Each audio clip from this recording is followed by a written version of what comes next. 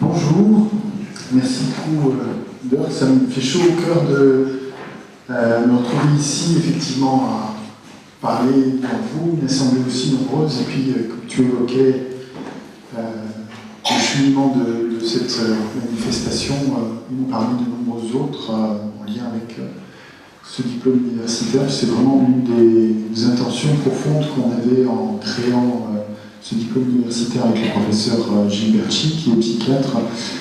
C'est entre autres de susciter du développement de recherche, de formation, d'information, des programmes autour de tout ce qu'on peut faire avec la méditation. Donc de voir que ça fonctionne un petit peu, ou plus qu'un petit peu, est très satisfaisant pour nous. Je vais quand même me mettre là pour parler de torticolis. Voilà, je vais faire ça comme ça peut-être. Si on peut. Ouais. Alors, je suis sollicité pour vous parler pendant un petit peu plus d'une demi-heure, c'est pas beaucoup. On aura l'occasion de discuter après pendant un quart d'heure pour vous présenter la méditation pleine conscience dans un cadre médical, dans ses applications possibles. Je vais vous parler de son développement depuis une trentaine d'années dans la société et dans les systèmes de santé. D'abord, peut-être reconnaître qu'il existe un lien entre médecine et méditation et sur quelle base est-ce qu'on peut établir ce lien. Entre autres, la racine étymologique du mot médecine et méditation est la même, c'est médere, qui en médecine correspond au fait de restaurer l'homéostasie, donc l'équilibre. Mais cette mesure interne correcte en méditation fait référence à quelque chose qui est en apparence un petit peu complexe, mais qui est quand même très intéressante, qui est de développer la capacité à percevoir de façon directe ce qui est vraiment l'expérience que l'on a en tant qu'être humain. Donc c'est un aspect très phénoménologique. Je sais que le Dr Salah en parlera un petit peu plus cet après-midi, je crois, de l'aspect de la phénoménologie. Mais en fait, la pratique méditative, et j'ai dit bien pratique, et le champ théorique qui est derrière, correspond exactement à ça. Essayer de développer la capacité à comprendre ce qu'on vit en allant au contact de l'expérience directe, telle qu'elle est, et ça comporte des composantes qui sont les sensations dans le corps, les perceptions, les pensées, les émotions. Et avec ça, on a fait le tour de l'expérience. Et puis il y a une notion aussi très importante qui est commune à la médecine et à la méditation, qui est cette idée de prendre soin, le soin, soigner, guérir. En médecine, c'est une évidence, mais la composante première de cette idée de prendre soin, c'est aussi de prendre soin de soi, de s'occuper de soi, d'être bienveillant avec soi-même. Et si on regarde dans nos sociétés, c'est quelque chose sur quoi on n'insiste pas tellement. Dans les études médicales ou dans le système de santé, pas non plus. On est tourné vers l'autre, on essaie d'aider l'autre, mais il peut arriver qu'on oublie de s'occuper de soi, ça peut aboutir à tout ce qu'on sait en termes d'épuisement. Donc c'est vraiment essentiel cette idée de prendre soin de soi de façon juste, pas égoïste ou égotiste, mais pas non plus déficitaire, de façon correcte. Et développer cette bienveillance à l'égard de soi-même, à l'égard de l'autre, et se décline au travers de certaines composantes de l'approche de la méditation. Alors j'aimerais vous parler de Jon Kabat-Zinn, parce que c'est vraiment un homme extraordinaire à qui on doit beaucoup en termes de développement actuel de ce qu'est la méditation, la pleine conscience, dans la société en général, et dans les soins en particulier. Jon Kabat-Zinn est de formation scientifique de très haut niveau, puisqu'il est professeur de médecine, formé en biologie moléculaire, prestigieux MIT, Massachusetts Institute of Technology. Donc il a démarré avec cette base très scientifique et d'emblée, lorsqu'il a mis en place ce programme dont je vais vous parler, qui est le programme MBSR, il y a 37 ans, en 79, il s'est appuyé à la fois sur ses bases scientifiques très solides et en même temps sur sa connaissance, sa sagesse de méditant et de pratiquant du yoga. Et c'est un peu la confluence de ces deux courants épistémologique qu'il a développé un programme qui est vraiment extraordinaire parce qu'il permettait de combiner à la fois une accessibilité totale à n'importe qui, tout le monde pouvait démarrer ce programme, en même temps une codification suffisante pour pouvoir établir les premières études scientifiques qui sont le seul moyen pour nous, en tous les cas occidentaux, et heureusement, de valider une approche. Il faut des études, pour pouvoir faire des études, il faut une codification suffisante. Mais en même temps, cette codification, elle risque d'avoir des défauts, elle risque d'assécher le contenu. Et dans ce programme, il y a une subtilité suffisante pour qu'il y ait la codification nécessaire pour faire des études, mais aussi une énorme richesse en termes de contenu et élaboration pédagogique pour permettre aux gens qui suivent ce programme de rentrer assez rapidement et assez profondément dans ce qu'apportent les pratiques méditatives sur une base très solide de compréhension du fonctionnement du corps et de l'esprit, à la fois issu des sciences occidentales, mais aussi de ce qu'on peut appeler les sagesses contemplatives ou comme l'appelait mon maître tibétain Tara Tulku Rinpoche, des sciences internes de l'esprit et des phénomènes, quelque chose qu'aujourd'hui nous on appelle des sciences cognitives, de la psychologie cognitive, de la linguistique, de la phénoménologie. Tout ça est contenu en fait dans le champ théorique de la méditation. Et puis aussi, quand il a démarré ce programme, cette notion essentielle de considérer que chacun d'entre nous, même lorsqu'on est malade, voire même peu de temps avant notre mort, il y a plus de choses qui fonctionnent en nous que de choses qui ne fonctionnent pas, qu'on peut faire appel à un tas de ressources qui sont présentes en nous, qu'on n'utilise pas toujours, et qu'une fois qu'un problème est identifié, il est intéressant de faire tout ce qu'on peut faire pour le régler avec les moyens classiques, mais qu'il y a toute la dimension holistique, humaine, qui est à prendre en compte, et que c'est quelque chose qui est vraiment intéressant à faire pour des soignants, de s'intéresser à cette partie-là. Je vous cite quelques livres de John Kabat-Zinn, mais il y en a d'autres. Où tu vas tuer, c'est un livre assez simple, parce qu'il remet bien le cadre de la méditation, de la pleine conscience, dans ce que c'est pas seulement réservé à certaines personnes, que ce n'est pas seulement un outil ou une approche à visée thérapeutique ou à visée psychothérapeutique, mais que c'est vraiment quelque chose qui peut concerner tous les domaines de la vie pour chacun d'entre nous. La souffrance étant un point commun à chacun d'entre nous, qui fait partie de la condition humaine, quoi qu'on fasse, on est confronté sous une forme ou sous une autre, à un moment ou à un autre, à la souffrance. Et puis aussi, il bat en brèche un certain nombre d'idées fausses sur le fait que la méditation serait réservée à quelques-uns, qui auraient des prédispositions pour ça, ou que ce serait, je ne sais pas, pour être toujours souriant, comme une plante verte qui n'a absolument aucune émotion, ou bien comme une pratique qui permet de supprimer définitivement les pensées, ces pensées qui peuvent être effectivement toxiques lorsqu'il y a un dysfonctionnement concernant l'attention et les pensées, mais qui fait partie aussi de notre condition humaine. On a cette extraordinaire capacité à penser, et l'idée qu'on puisse arrêter les pensées en méditant est une idée complètement fausse. L'idée aussi que ce serait une pratique égoïste, égotiste, ou qui coupe du monde, sous prétexte qu'il s'agit vraiment d'une pratique, et j'emploie le mot pratique à dessein, qui nécessite un apprentissage, qui nécessite un entraînement, mais cela, en termes d'apprentissage et d'entraînement, on connaît ça dans tous les domaines où on a appris à marcher, appris à écrire, appris à compter, appris à entraîner, à pratiquer des sports ou à jouer un instrument. Il y a toujours ce temps d'apprentissage, et puis la pratique, la répétition, l'entraînement. Et ça nécessite à un moment donné un certain isolement pour pouvoir s'entraîner. Mais en même temps, il y a cette idée fondamentale que ça n'a de sens que si c'est pour se développer dans la vie quotidienne, en relation avec les autres, sur une base, comme je le disais au début, de relation à soi-même plus saine, plus solide, plus établie, plus habitant son corps, étant présent dans l'instant, pour s'ouvrir pleinement aux autres. Donc voilà, un livre qui fait un petit peu le tour de ces choses-là. Deux livres que John Kabat-Zinn a aussi écrit, qui sont édités récemment en France, Reconquérir le moment présent et votre vie, apaiser la douleur avec la méditation. Il y en a plein d'autres, je ne vais pas insister là-dessus. Alors, je vous parlais d'un programme MBSR. MBSR, c'est pour Mindfulness Based Stress Reduction Programme, donc un programme de réduction du stress basé sur la pleine conscience.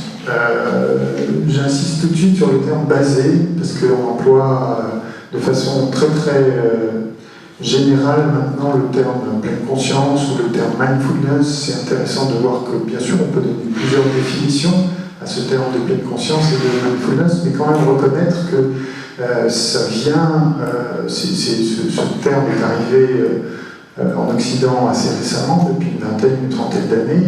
Il vient des traditions bouddhistes où la pleine conscience, c'est quelque chose de très défini. Et d'ailleurs, le terme pleine conscience est une traduction de l'anglais mindfulness.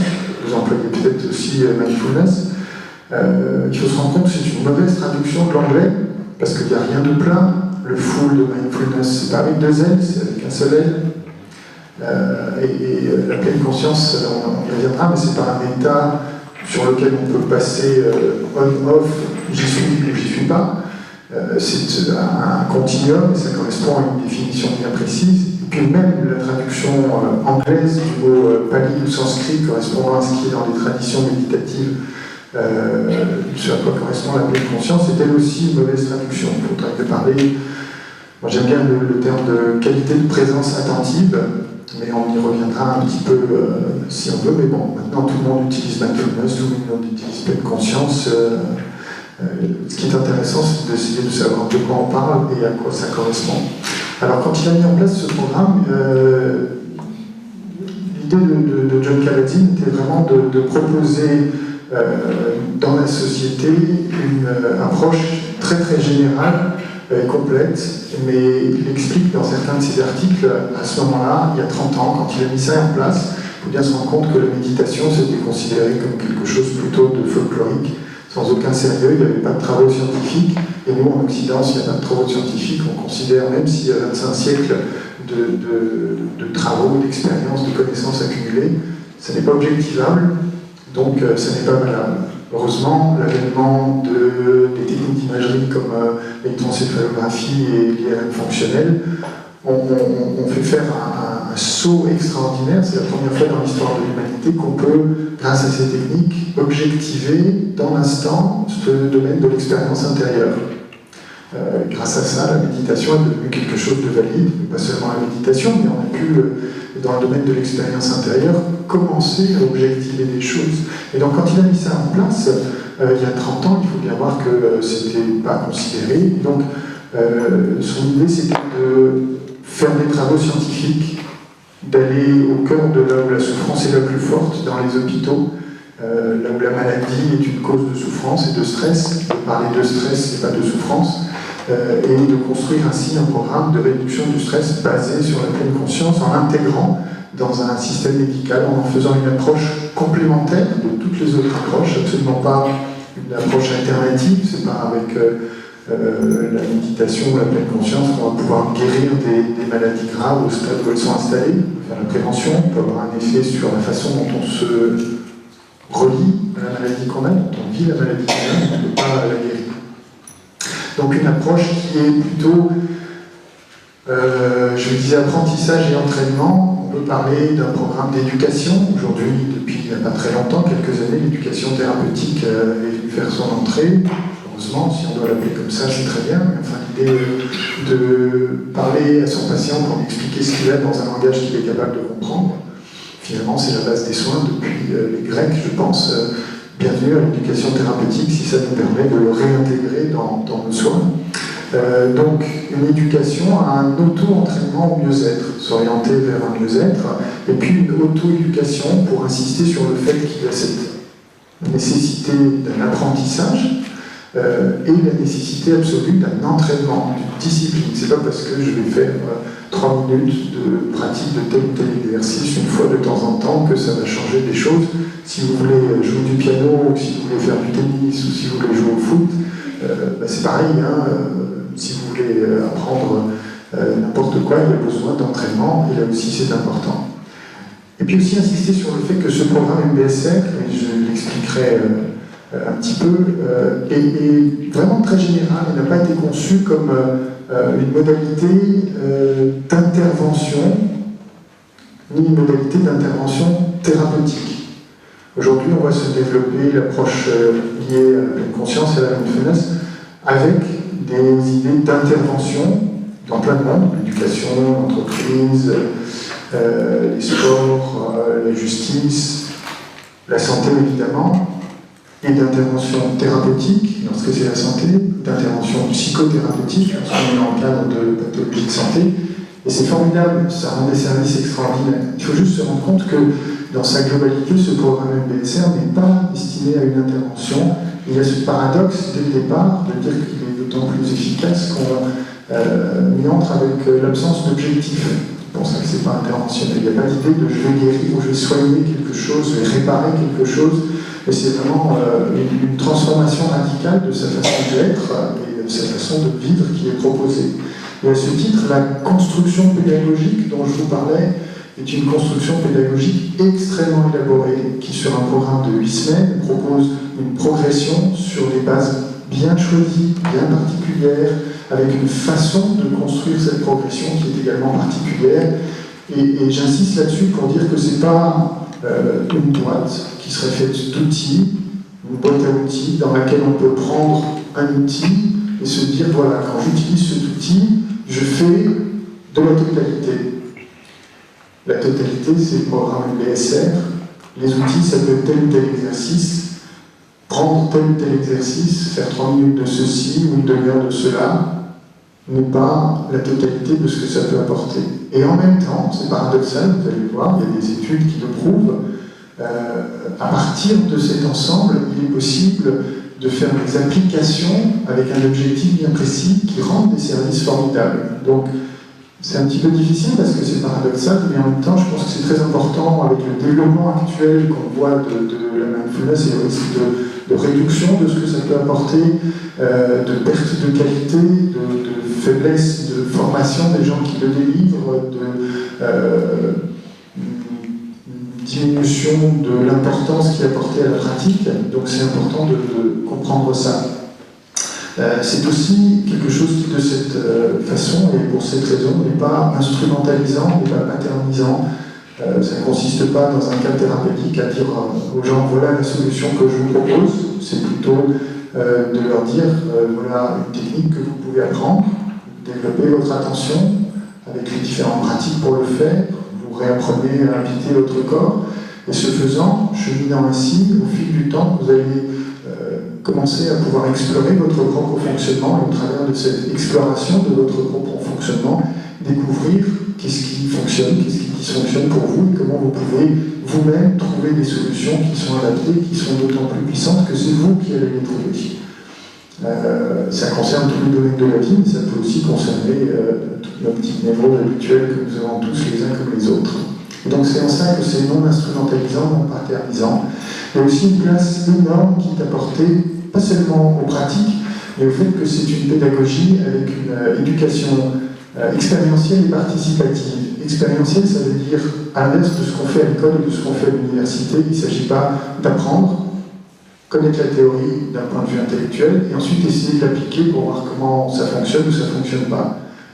Il s'agit vraiment de l'inverse. Et ça, en termes d'éducation, d'apprentissage, de pédagogie, c'est énorme, c'est radical. Il s'agit de proposer d'aller au cœur de l'expérience, et au travers de l'expérience, de commencer à essayer de comprendre quelque chose. Et ensuite, que quelqu'un, le guide, l'instructeur, vous propose un cadre théorique correspondant à cela.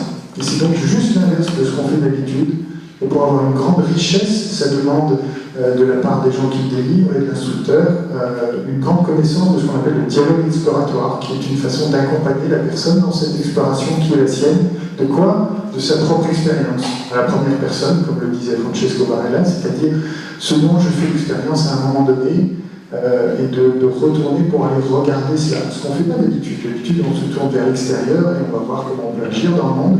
Et là, ce qui est proposé, c'est de prendre le temps et la lenteur qui est proposée dans les approches de pratique méditative permet ça, la lenteur, l'isolement, le contact de l'expérience et de commencer à découvrir comment ça fonctionne. C'est une introspection en quelque sorte, une investigation, une exploration à laquelle on est invité au travers de ces pratiques pour comprendre son propre fonctionnement. Et aussi une chose très importante, c'est lorsqu'il s'agit de le délivrer de la part de professionnels, que ce soit dans le monde de la santé ou dans d'autres mondes, l'énorme importance qu'il y a à ce que celui qui est l'instructeur, qui propose ça, ait lui-même une exploration suffisante de ce champ-là, et lui-même une connaissance vécue, expérientielle de ces pratiques. Et ça nécessite une énorme pratique de la part des instructeurs, d'avoir des milliers d'heures de pratique de méditation, d'avoir une connaissance très approfondie du champ dont je vous parlais, de connaissances issues des sagesses bouddhistes croisées avec la psychologie occidentale, avec les neurosciences, avec les connaissances données, et que cet ensemble est absolument nécessaire, même s'il doit être totalement inconnu, les gens à qui c'est proposé, parce qu'il faut le proposer de façon simple, avec un langage simple, mais en même temps, ça doit être accessible. Donc, vous voyez, on est très très loin de la boîte à outils où on prend un outil, voire on prend la totalité des outils, on lit un livre, on considère comme un manuel, on l'applique et puis ça doit marcher. Ça peut faire des effets, ça peut même faire des effets bénéfiques, mais c'est à des années-lumière de la potentialité de ce que peut apporter ce programme EBSR et la pleine conscience en général. Et puis aussi le fait que ça peut s'adresser à toute personne. C'est qu'il y a une pathologie donnée. Là aussi, il y a un paradoxe, les études vont s'attacher à des gens qui ont des problèmes de dépression, ou à des cancers, ou à des insomnies, ou à des douleurs chroniques, avec des objectifs obligatoires pour les études scientifiques qui sont de mesurer, d'évaluer l'efficacité sur un certain nombre de critères, qui sont soit des critères d'interrogatoire, soit des critères cliniques, soit des critères d'examen, que ce soit des examens de laboratoire, des examens fonctionnels ou de laboratoire sur par exemple la biologie du gène ou les télomérases. Il n'empêche que les effets de ces programmes se placent suffisamment en amont dans la cascade de déroulement qui aboutit à des maladies et des symptômes, de sorte qu'il y a un effet général qui est bien supérieur à l'effet simplement sur tel ou tel symptôme ou tel élément que l'on mesure. Il reste combien de temps ? 10 minutes. Alors, ceci étant établi, aux États-Unis, John Kabat-Zinn et son équipe à l'Université du Massachusetts, avec ce programme EBSR, ont touché à peu près 20 000 personnes depuis plus d'une trentaine d'années. Puis ça s'est développé partout aux États-Unis, dans 200 hôpitaux. Ça se retrouve dans plein de centres dans le monde, dans plusieurs pays, et avec des gens qui sont formés avec la rigueur dont je vous parle, qui même s'ils sont des professionnels de santé ou d'autres domaines, avec une grande connaissance, sont confrontés à une formation d'instructeur qui est longue, qui est exigeante, qui dure à peu près 2-3 ans, qui nécessite beaucoup d'investissements dont il est impossible de faire l'économie si on veut faire les choses correctement. Il y a des facultés de médecine diverses dans le monde, aux États-Unis, en Europe maintenant, j'en cite quelques-unes qui se sont intéressées à ce programme, qui le développent. Je vais vous dire quelques mots du programme EBSR rapidement, puisque c'est un programme en 8 semaines qui comporte une séance par semaine qui dure à peu près 2h30, parfois plus, parfois moins. Fait en groupe, il y a une grande importance du groupe. Le programme EBSR n'est pas fait pour faire des applications individuelles, c'est d'appauvrir de 60 à 70% de ce que ça a apporté, parce qu'il y a une grande importance de pratiquer en groupe, et ceux qui l'ont fait ça en compte, il y a une grande importance des échanges qui sont faits, parler de ma propre expérience, c'est une chose, entendre quelqu'un d'autre faire une expérience qui peut résonner avec la mienne, qui peut être en opposition avec la mienne, est une composante d'apprentissage et de transformation énorme, qui est totalement absente si c'est en individuel. Donc c'est vraiment des approches qui sont faites pour être faites à titre individuel, même si on demande aux gens d'avoir aussi une pratique individuelle, et en particulier de pratiquer tous les jours, 1 heure par jour. Si vous y pensez, c'est énorme. Je ne sais pas quels sont vos programmes, mais je connais mon programme, je connais celui des gens que je connais. Dégager dans un programme déjà tel qu'il est 1 heure tous les jours, pensez-y juste quelques instants. Si vous devez le faire vous-même, c'est énorme. Décider de le faire, ça veut dire quoi? Ça veut dire, je considère tout d'un coup que ce temps qui est un temps pour m'occuper de moi, être bienveillant avec moi-même, être suffisamment bienveillant avec moi-même pour pouvoir justement prendre soin de moi, pour me préparer mieux à prendre soin des autres, par exemple, si c'est ça mon intention, développer l'altruisme et la compassion. Ben, prendre ce temps-là pour s'occuper de moi, c'est déjà une évolution intérieure énorme. Décider de le faire, mettre en place une intention suffisamment forte pour pouvoir s'inscrire dans une douce discipline pour le faire, l'inscrire sur la durée, c'est déjà énorme. Et pourtant, on a beaucoup de mal, mais tous ceux qui essayent, qui le décident, qui s'inscrivent dans ce programme, arrivent à le faire. C'est possible pour tout le monde, c'est une question de hiérarchie, d'importance et d'intention personnelle concernant cette hiérarchie. Donc il faut une motivation très forte. C'est un peu stressant au début, aussi amusant que ce soit, parce que trouver ce temps-là, ben, c'est pas si facile. Et puis c'est pas quelque chose de théorique, encore une fois. On demande vraiment, on propose aux gens, ma présentation là n'est absolument pas l'image de ce qu'on fait, les ateliers qu'on a fait cet après-midi, hier après-midi, pardon, le sont plus. C'est vraiment commencer par l'expérience, pratiquer, à partir de ça, en tirer des enseignements à titre personnel, quelque chose qui me touche. Parce que les bonnes idées ne sont pas très transformatrices, elles peuvent l'être un petit peu, mais pas à un niveau très très profond. Tandis que l'expérience, c'est ça qui est vraiment transformateur. Qu'est-ce qu'on y fait? Différentes pratiques dans différentes postures, là on peut passer un petit peu plus vite. Juste quelques mots pour insister sur le fait que ce n'est pas de la relaxation. La relaxation qui est très bien, hein, ça apporte beaucoup de choses, la relaxation. La relaxation a un objectif, encore une fois, on essaye de se détendre, on ne s'est pas adapté dans toutes les situations de la vie courante. Le programme MBSR, et je parle du programme MBSR, je dirais deux mots sur les autres applications à visée thérapeutique ou psychothérapeutique, comme le programme MBCT après. Le programme MBSR, c'est pas une thérapie, même si ça peut avoir des effets thérapeutiques, et ça en est toujours. C'est pas non plus en soi une démarche spirituelle, ça n'empêche pas quiconque qui vient s'inscrire dans ce programme d'avoir par ailleurs une démarche spirituelle dans sa tradition, ou à la suite de ce programme de vouloir s'y intéresser. Mais c'est important de dire que ça ne s'inscrit pas dans une démarche spirituelle. Il y a un petit paradoxe, je vous ai dit, beaucoup des choses qui sont développées dans ce programme viennent des traditions du bouddhisme, mais ce sont leurs composantes universelles, approfondies par des années et des années de pratique, d'exploration, de science, 25 siècles de connaissances accumulées dans des vrais traités, des connaissances qu'on redécouvre ici en Occident actuellement. Mais ça, c'est pas religieux, c'est pas spirituel en soi. Il ne s'agit pas d'une démarche analytique intérieure. Certains voient la méditation comme étant cela. Une composante de cette approche peut être en lien avec ça, mais globalement, ce n'est pas ça. C'est pas du yoga, même si le yoga est une approche extraordinaire, avec toutes ses composantes, que ce soit physique et de méditation aussi. Mais ce qu'on développe dans ces programmes, c'est, je disais, pour pleine conscience, une certaine qualité de présence attentive, consciente et volontaire, et donc on peut l'appliquer en mobilité, et ça apprend beaucoup, on peut le pratiquer aussi en mouvement, que ce soit en marchant ou en mouvement. Il n'y a pas de recherche d'objectif, mais j'ai déjà dit. Le corps de la tourmente, la pleine conscience, qui est le livre de John Kabat-Zinn, qui est le manuel vraiment sur ce programme MBSR. La définition que donne John Kabat-Zinn de la pleine conscience, on peut en trouver plein aujourd'hui. Hein. Certains, dans les courants psychologiques et de psychologie, donnent une définition à partir de questionnaires, qui sont des questionnaires soi-disant de pleine conscience, qui sont en fait des questionnaires de distraction, qui ne sont pas des questionnaires sur l'expérience de l'instant, mais sur l'expérience rapportée après coup et remémorée. Donc, c'est des questionnaires, ils parlent de la distraction, et on peut définir la pleine conscience à partir de ça, mais on peut avoir un regard critique par rapport à ça. La définition qu'en donne John Kabat-Zinn, je vous l'ai presque déjà décliné, c'est l'état de conscience qui émerge lorsque l'on porte son attention de façon volontaire, l'aspect volontaire est très important, sur ce dont on fait l'expérience, instant après instant, et sans jugement. Là aussi, la composante de sans jugement étant considérée de façon très très large et très vaste. Et vous voyez que ça n'a rien de spécialement bouddhiste en soi, c'est comme si c'était une définition de la physiologie, du fonctionnement de l'esprit, de l'attention, c'est en tout cas totalement universel.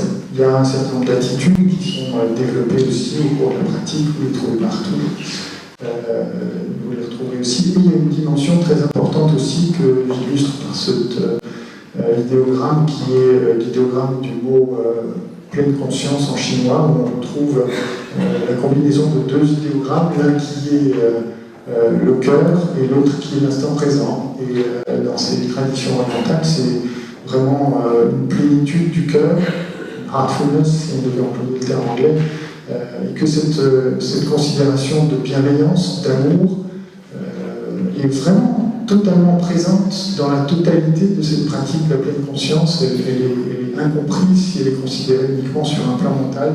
C'est à la fois un travail du cœur, du corps et de l'esprit dans un système unifié qu'il faut considérer pour ça. Je vous disais que c'est dans le bouddhisme qu'on trouve ces éléments de façon universelle, qui sont vraiment élaborés depuis des millénaires. C'est encore une fois pas pour autant que c'est du bouddhisme, pas du tout. Il y a aussi une notion symbolisée un petit peu par cette tête de Bouddha qui est coincée dans des racines de Batman, une photo que j'ai prise au nord de la Thaïlande, qui est cette notion de l'instant présent. Si vous y prenez quelques instants et que vous vous demandez de quoi est occupé mon champ mental toute la journée quand je ne vaque avec d'occupation. Pas besoin de chercher très longtemps pour se rendre compte que la plupart du temps, c'est des préoccupations sur le passé, se rappelant, se souvenant, j'ai fait telle chose, j'ai rencontré telle personne, il a dit ça, j'ai pas dit ça, j'aurais dû dire ça, etc. Et quand c'est pas ça, c'est des préoccupations sur le futur. Tout à l'heure, je vais avoir ceci à faire, ou je vais avoir telle réunion, je vais devoir faire manger, je vais faire des courses, et programmer un certain nombre de choses. Une fois, quand on décide de le faire volontairement, c'est formidable de pouvoir avoir cette capacité mentale. Mais le faire de façon automatique, involontaire et répétitive, ce qu'on appelle par exemple les ruminations quand il s'agit de pensées négatives, ça peut être très toxique pour soi et pour les autres. Et en fait, c'est ce qu'on fait tous, toute la journée, sans se rendre compte. Aussitôt qu'on s'arrête, qu'on se pose, qu'on met de la lenteur, de l'immobilité, qu'on ferme les yeux et qu'on essaie d'observer de quoi est-ce qu'on fait l'expérience, on se rend compte que si on est honnête, il y a un tas de pensées comme ça qui viennent de façon spontanée, assez anarchique, sans logique la plupart du temps, ou parfois avec une certaine logique apparente. Et bien ça, c'est le fonctionnement que les neurosciences ont permis d'objectiver maintenant avec les fonctionnels comme le réseau par défaut, ce vagabondage de l'esprit.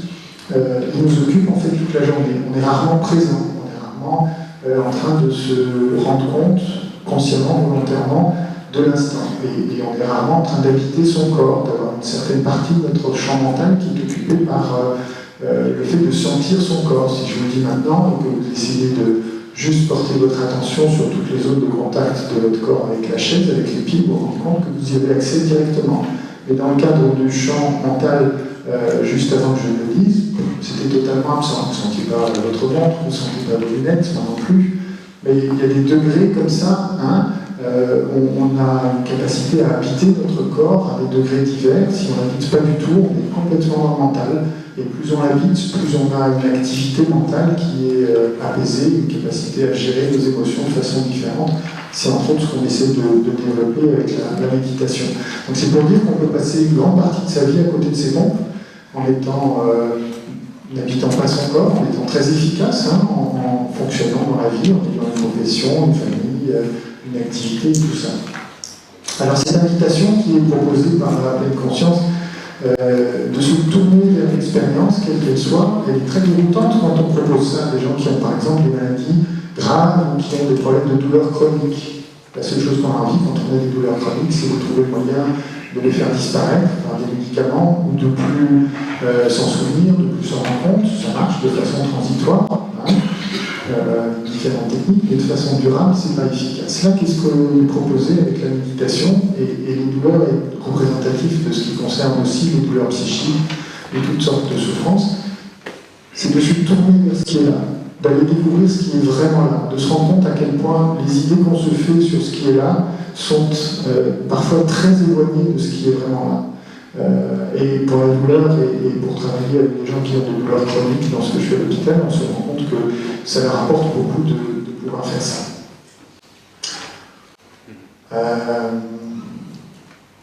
On est des experts de la distraction. Le monde moderne nous pousse vraiment à ça. Le zapping, la pollution digitale aujourd'hui, les ressources attentionnelles limitées que nous avons et l'envahissement par tous les médias de ces ressources attentionnelles qui sont presque colonisées, qui nécessitent vraiment peut-être aujourd'hui de développer une certaine écologie de l'esprit, comme d'autres l'ont dit. Ce sont des points que je voulais juste évoquer sans peut-être insister dessus. Et vous parlez 5 minutes de ce qu'on a développé à l'hôpital de Strasbourg, ailleurs en France, à l'université. Je vais parler de ce 2 minutes. Bon, je vais faire en 2 minutes. Voilà, il y a des choses qui depuis 4-5 ans se sont développées. On a mis en place, je disais, moi je suis rhumatologue au service de rhumatologie à l'hôpital depuis 5 ans, un programme qui est proposé pour les patients, mais aussi, et évoqué pour les soignants au sens large. Ça se fait dans d'autres endroits aussi maintenant, dans d'autres hôpitaux. Je cite, mais ce n'est pas le seul, Corinne Lister-Banis qui le fait à Paris pour les patients dialysés. En cancérologie et à Bordeaux, à Marseille, il y a depuis des tas d'endroits où ça se fait. Je comptais vous passer un petit reportage. Voici l'antidote. Inventé il y a plus de 2000 ans en Inde, la méditation a eu le temps de prouver son efficacité. C'est peut-être une façon de lutter contre la frénésie du monde. On s'est rendu compte que la méditation avait un rôle qui diminue les effets nocifs du stress sur la santé. C'est pas de croire à devenir un adepte du soleil ou du poireau, c'est travailler sur ses émotions. Une de ces voix aujourd'hui passe par Strasbourg. Sentant le contact de l'air sur les bras et sur les... À première vue, ce pourrait être une séance de relaxation dans un club de quartier. Dans l'eau alors qu'ils sont dans l'air. Mais nous sommes ici dans l'antre très sérieuse du centre hospitalo-universitaire. Expirer, revenir à la position. Depuis 2 ans, le docteur Jean-Gérard Bloch, rhumatologue, anime des sessions de méditation pleine conscience, discipline née aux États-Unis, débarrassée de toute dimension religieuse. Il ne s'agit pas de dormir, ni de réfléchir. De la façon la plus simple qui soit. Mais respirer, ressentir, un moyen de combattre le stress. Cette année, la faculté de médecine de Strasbourg lance un diplôme universitaire de méditation. Il y a des études qui valident ces bienfaits de la méditation, à la fois sur le corps et sur l'esprit, avec des études cliniques sur la douleur, sur l'anxiété, sur l'angoisse, sur la dépression. La méditation pleine conscience est inspirée du bouddhisme. Le moine tibétain Mathieu Ricard, porte-parole du Dalai Lama, en est un fervent ambassadeur. Ça, c'est ce que je vois de mon ermitage. Il est même devenu un spécialiste de ce qu'on appelle les neurosciences contemplatives. Il participe à des expériences où son cerveau est ausculté pendant qu'il médite. On ne va pas guérir le cancer par la pleine conscience. Mais si vous êtes, disons, dans un état d'esprit beaucoup plus positif, solide, serein, on sait que votre système immunitaire va reprendre beaucoup mieux. Donc ça aide. 700 hôpitaux dans le monde proposent ces techniques. La France en est au balbutiement. Les séances ne sont pas remboursées. Un sujet peut-être à méditer pour la sécurité sociale. Donc on a mis en place aussi à l'Université de Strasbourg un diplôme universitaire de médecine, méditation et neurosciences avec le professeur Gilbert Chi. Il y a maintenant un module de méditation au Master 2 TCC en fac de psychologie que je fais avec le professeur Patricia Tassi. On vient de mettre en place un module optionnel de méditation, 3e ou 4e année de médecine. Vous savez, ce sont ces modules optionnels obligatoires. On doit choisir un parmi une dizaine dans les approches de médecine complémentaires que je fais avec le professeur Jacob Verschmidt. Et puis on a mis d'autres choses en place. Ça, c'est juste la fiche de ce diplôme universitaire. Il y a d'autres endroits où ça se fait. J'évoquerai par exemple à Genève. Il y a le classe qui a été fait par un groupe de Pandolfi qui devait être là. Il y a d'autres universités aussi francophones. À Bruxelles, il y a une formation d'instructeurs MBSR. En France, on fait des formations d'instructeurs MBSR en lien avec le groupe qui avait été créé par John Kabat-Zinn, le CFM. Et puis il y a des choses qui se développent. Je sais qu'à Nice, ils essaient de mettre en place un diplôme universitaire aussi en lien avec la méditation. Et c'est tant mieux, ça se développe un petit peu partout. Là aussi, j'avais un petit film sur le diplôme universitaire de médecine, méditation et neurosciences, mais 7 h du matin, au Mont-Saint-Odile.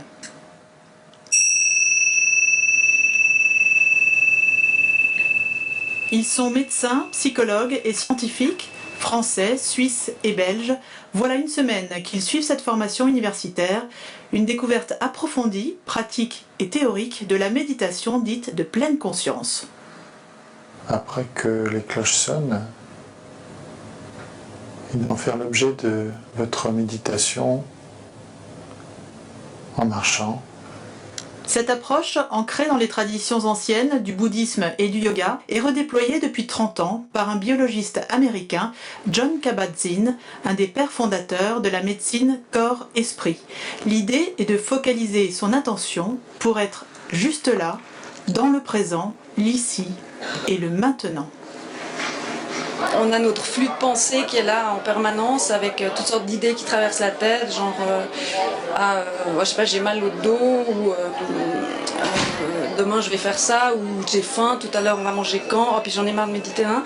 Donc on se dépêche pour essayer de chasser ces idées-là et puis se retrouver dans un état où on est en lien avec seulement ce qu'on ressent au niveau du corps et pas ces pensées qui passent. Et donc on se met en connexion avec les sensations internes du corps. Mais ça c'est pas si simple. Hein. Être disponible dans l'instant, c'est là toute la difficulté de cette méditation qui se veut universelle et laïque et dont les bienfaits sur la santé du corps et de l'esprit sont accrédités par de nombreuses études. Il y en a qui sont validés en ce qui concerne la douleur, en ce qui concerne l'anxiété, l'angoisse, mais aussi un certain nombre d'effets sur des maladies en lien avec nos capacités immunologiques, de défense immunitaire, soit des maladies auto-immunes, soit les stimulations des défenses contre les infections, des choses comme ça. Il ne faut pas non plus, en même temps que je dis ça, faire croire que c'est quelque chose qui peut remplacer les traitements habituels. Bien au contraire, c'est plutôt quelque chose qui peut aller en complément des traitements habituels. Cette méditation de pleine conscience est pratiquée dans plus de 250 hôpitaux et cliniques à travers le monde. En France, cette formation est la preuve que la culture médicale évolue peu à peu. Nous sommes carencés en temps de calme, de lenteur, de continuité. Une société où il y a beaucoup de stimulation, beaucoup d'agitation, pour le meilleur et pour le pire. C'est bien aussi d'avoir beaucoup d'infos, beaucoup d'images, beaucoup de musique, beaucoup de textes, beaucoup de connexions, mais parfois c'est un peu trop, surtout si on ne s'en défend pas bien. Dimanche prochain, tous investiront une nouvelle fois le Mont-Saint-Odile pendant 5 jours pour clore ce diplôme universitaire. Pour peut-être conclure sur... on peut passer ça, parce que moi je voulais avoir le machin, mais en fait j'avais qu'une demi-heure. Donc on va passer là-dessus. Pour revenir à un élément, pour introduire un petit peu MBSCT et puis les autres approches qu'on appelle MBI, dans cette façon de le visiter un petit peu en termes historiques, je disais, c'est deux courants épistémologiques, à la fois les sagesses orientales et les sciences occidentales, qui ont permis à Jon Kabat-Zinn en 1979 de créer ce programme MBSR. Et puis les troisième vagues, des thérapies cognitives et comportementales qui sont une inspiration combinée au programme MBSR et qui ont permis à ces trois auteurs de créer le programme MBCT dans les années 2000, et puis d'autres interventions basées sur la pleine conscience qu'on appelle les MBI, qui ont toute une efficacité prouvée par des études scientifiques lorsqu'il y a des protocoles qui sont clairement établis, des formations des instructeurs pour les délivrer qui sont bien codifiées et des études qui permettent de les valider. Et je pense que ces trois éléments sont des critères indispensables pour pouvoir délivrer cette approche dans la totalité de ce qu'elle peut apporter. C'est ce qui est fait. MBCT est né du travail de Zinal Sigal, Mark Williams et John Tisdale, donc deux Anglais et un Canadien, qui ont développé le programme MBCT à partir des années 2000. Si vous lisez leur livre, vous voyez que dans la préface, ils insistent sur le fait qu'ils ont fait une première étude après avoir juste passé quelques jours aux États-Unis pour aller voir comment a été fait ça, parce que ça avait un certain effet.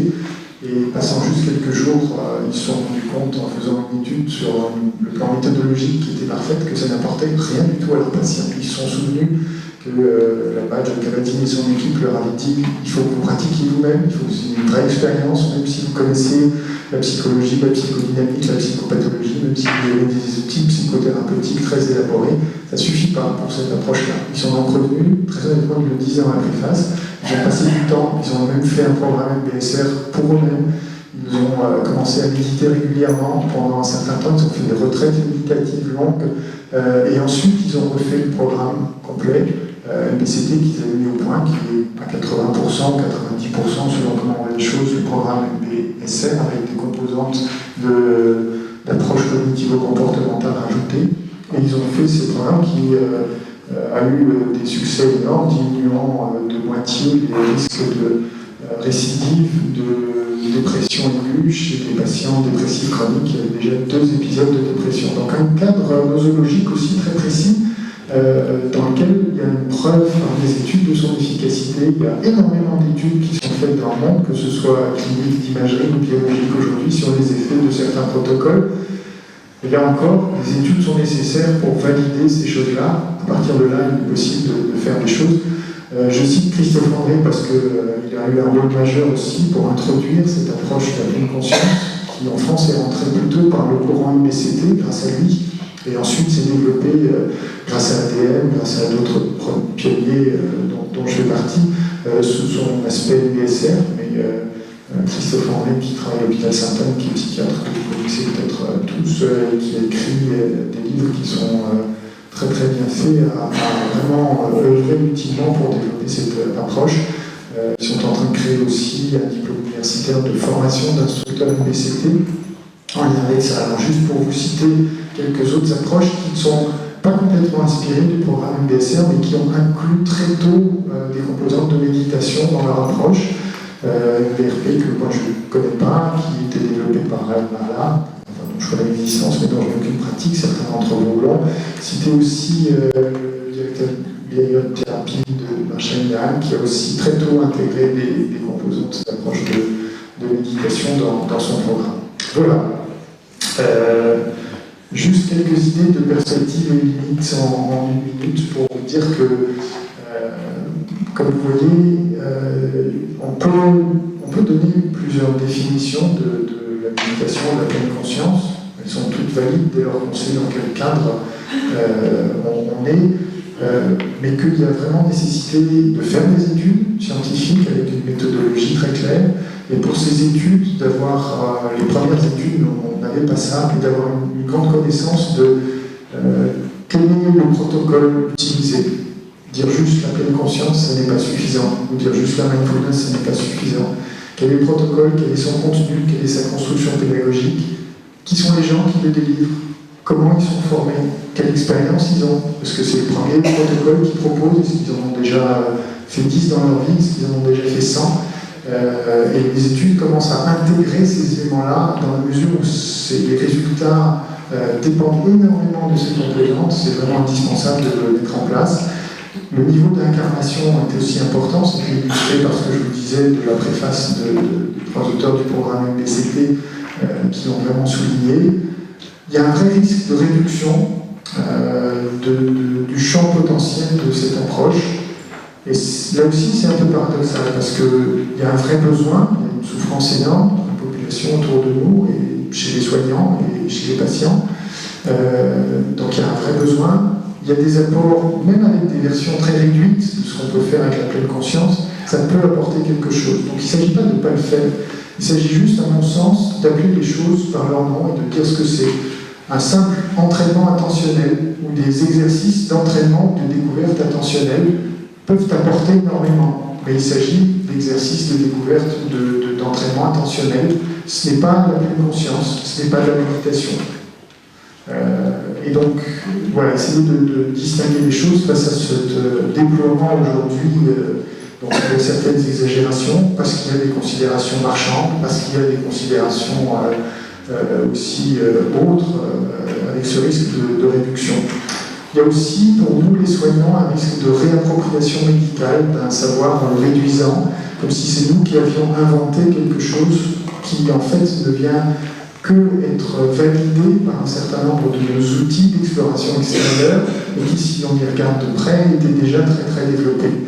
Et il y a en même temps un énorme espoir, parce qu'il y a beaucoup de gens, et c'est aussi un des critères qu'on a mis pour les enseignants de ce diplôme universitaire de médecine, méditation et neurosciences, c'est que les gens qui ont des apports théoriques à faire, Antoine Lutz, que tu citais, Michel Guibol, d'autres chercheurs, soient des gens qui sont des chercheurs et en même temps des pratiquants de méditation, qui ont les 2 phases, la partie théorique, scientifique et la partie expérientielle pour développer ces deux intelligences en combinaison féconde.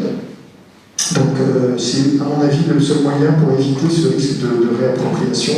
Il y a toute la réflexion sur l'imagerie médicale. Je disais que l'avènement de ces imageries médicales est une vraie révolution dans l'histoire de l'humanité, apportant la possibilité d'objectiver l'expérience intérieure. Mais il y a aussi un gros risque par rapport à ça, c'est pour ça que je l'ai mis dans les limites.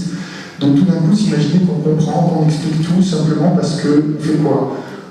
En fait, les scientifiques prennent leurs précautions. Quand ils parlent de ce qu'on voit dans les réseaux neuronaux, ils parlent de quoi? Ils parlent de corrélat. Le terme corrélat, ça veut juste dire je vois quelque chose qui se passe dans le cerveau en même temps qu'il se passe quelque chose dans l'expérience de la personne qui le vit. C'est corrélé. Il n'y a pas de lien de causalité, ni dans un sens, ni dans l'autre. La question reste ouverte. Elle n'est pas conclue par ces approches d'imagerie. C'est fascinant de voir tout d'un coup telle zone s'activer en même temps que telle autre, mais on voit tout de suite, dans la grande presse en particulier, des conclusions hâtives qui en sont tirées. Là aussi, c'est une limite, il faut être conscient de ça. En même temps, qu'on se rend compte, c'est extraordinaire de faire des études comme ça par rapport à ça. Les perspectives aussi pour voir les choses positives, la croissance exponentielle aujourd'hui des études de mieux en mieux faites. On a lancé à la suite du DU une étude européenne sur le vieillissement avec Antoine Lutz, avec Gaël Châtelain de Caen, qui est une étude européenne. On a lancé une étude sur le cancer du sein, l'activité sportive et le programme BSR combinés ensemble. Il y a des études sur, je parle des études que moi je connais et auxquelles je participe, en fac de psycho, sur la désactivation et désautomatisation des fonctions exécutives qui commence à montrer que la méditation a vraiment un effet visible sur ces choses-là. Donc il y a vraiment beaucoup d'études et de connaissances qui vont se développer et des vraies interventions thérapeutiques et psychothérapeutiques qu'il est possible de faire juste en employant la terminologie correcte pour le faire. Il y a une meilleure compréhension du fonctionnement de l'esprit, du corps et de leur fonctionnement avec l'ensemble dans une vision peut-être d'un système unifié qui est un peu aussi une révolution pour nous qui vivons dans le monde en France de Descartes et l'idée d'une séparation absolue entre le corps et l'esprit. Et là, on s'oriente de plus en plus vers une compréhension, un modèle théorique de réunification. Il reste encore beaucoup de questions, mais dont on a des espoirs qu'ils se développent. Ça, c'est l'institut avec lequel je travaille et je fais ce que je développe. Et ça, c'est l'ADM dont je voulais vous donner les références, qui est la structure en France qui permet d'avoir des formations reconnues d'instructeurs, MBSR ou MBCT, et puis de connaître les gens qui sont formés par ça. Donc vous avez un site là-dessus. Voilà, j'ai fait un petit peu vite sur la fin, mais je vais peut-être ouvrir un espace de questions, si vous pouvez, sur ce que je vous ai présenté là.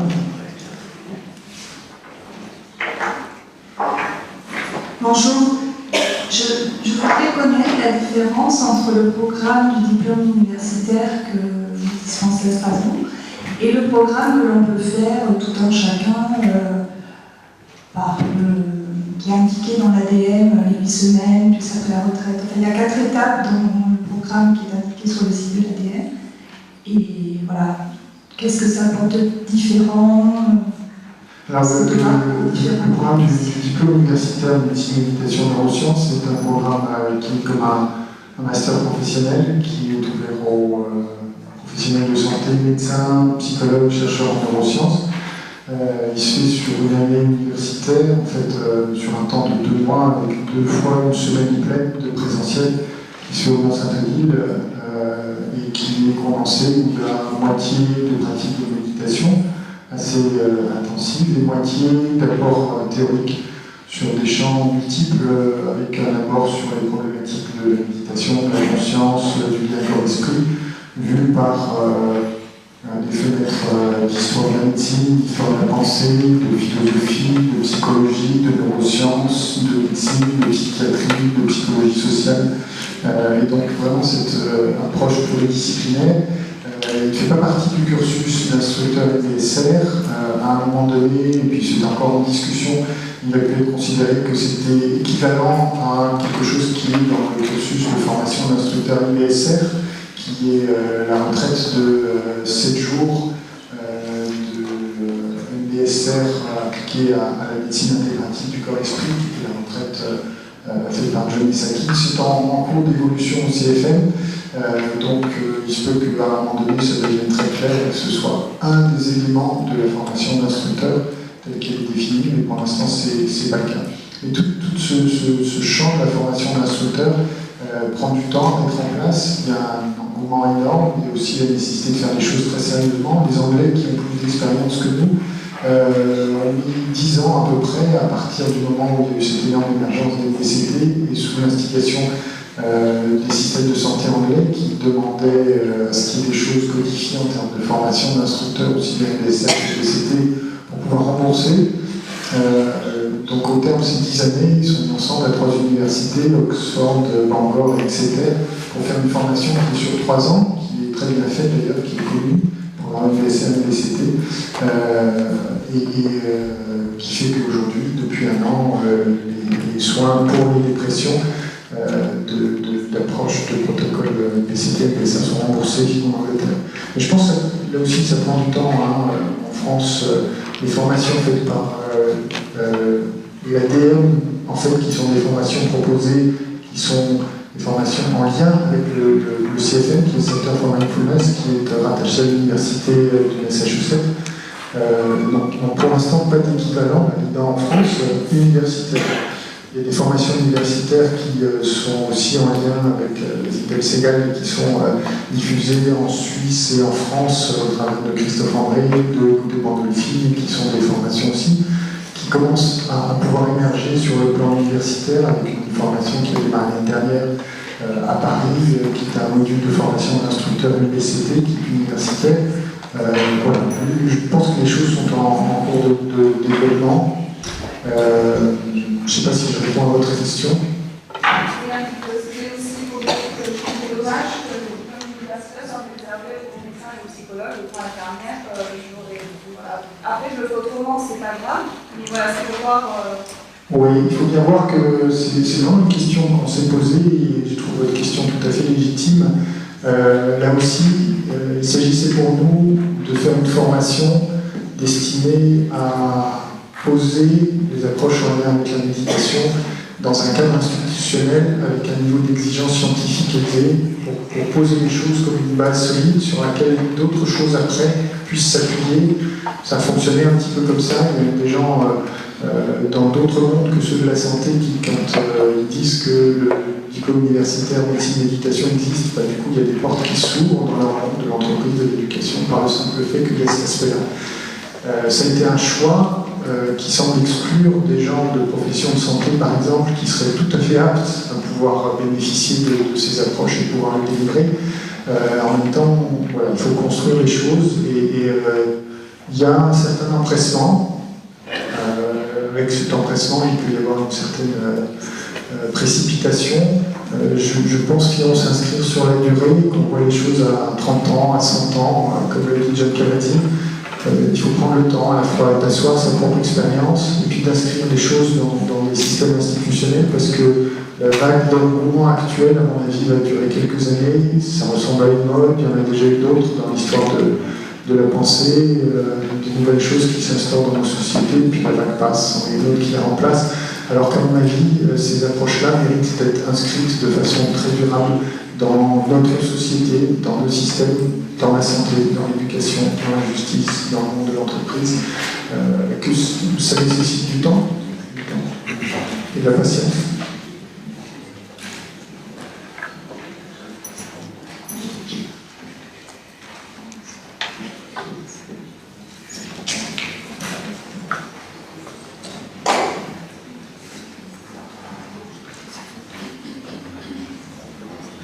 Merci de votre exposé. Avez-vous calculé la possibilité des dérives sectaires?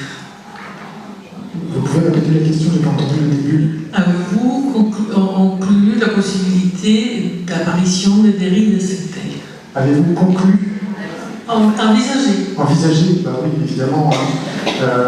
Les dérives sectaires existent. elles font des dégâts absolument catastrophiques. C'est une préoccupation majeure. Donc c'est une question tout à fait légitime à se poser. Il faut bien voir ce que sont les dérives sectaires, système de pensée unique, détournement des gens de leurs liens familiaux et personnels, détournement d'argent, système d'organisation pyramidale.